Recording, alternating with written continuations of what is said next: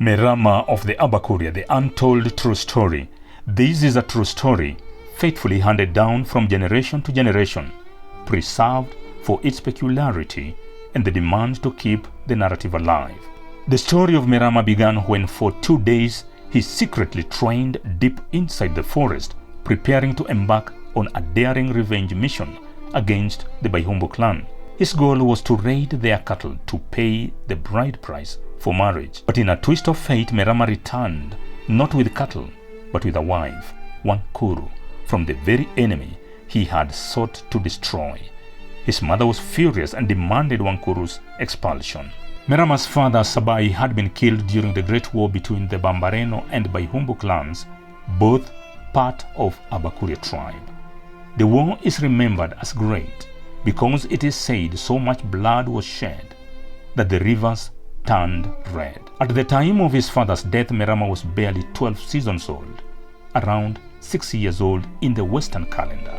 As the only child of his widowed mother, Matinde, he grew up with a deep and ancient hatred for the Baihumbu clan, a hatred that would shape his destiny. Merama eventually built a family of his own, but just as it began to blossom, it started crumbling, drifting towards extinction. In desperation, he traveled as far as Nyamongo and Mugumu, seeking divine answers. Meanwhile, back home, his firstborn son, Chacha, killed Mutambe the Maasai giant, a fierce warrior who had long terrorized the Abakuria people.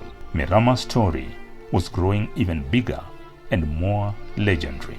Merama finally received answers to his many troubles. He was told to leave his homeland, Misiwa village, and migrate to a faraway country. However, Wankuru carried even a heavier burden in her heart. 38 seasons after her abduction, Wankuru and her children planned to return to her ancestral land, the Baihumbu clan. Their grand entry nearly turned tragic when Wankuru's long-lost brothers nearly killed her firstborn son, Chacha, after realizing from his accent that he belonged to the rival Bambareno clan. When Chacha discovered his mother had been abducted, rage overcame him and he drew his sword to attack an invisible enemy.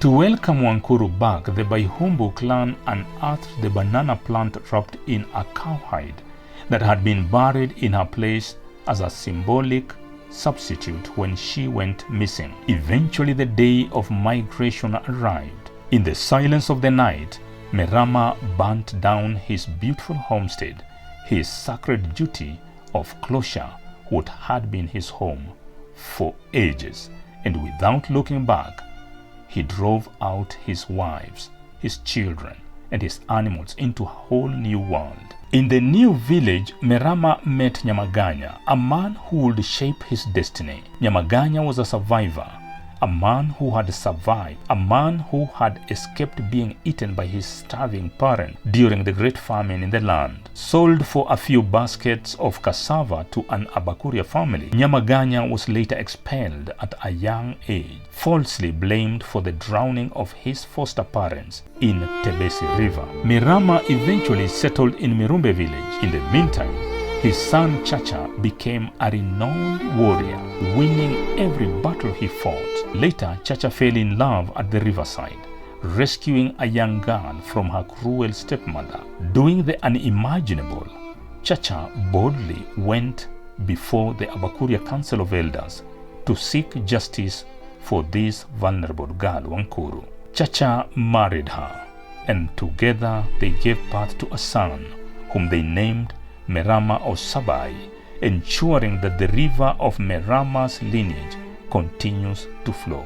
Viewer, don't miss out on the subsequent episodes which will be coming under the same name. Subscribe and be part of this hitherto untold story of a family that has refused to flame out. Thank you.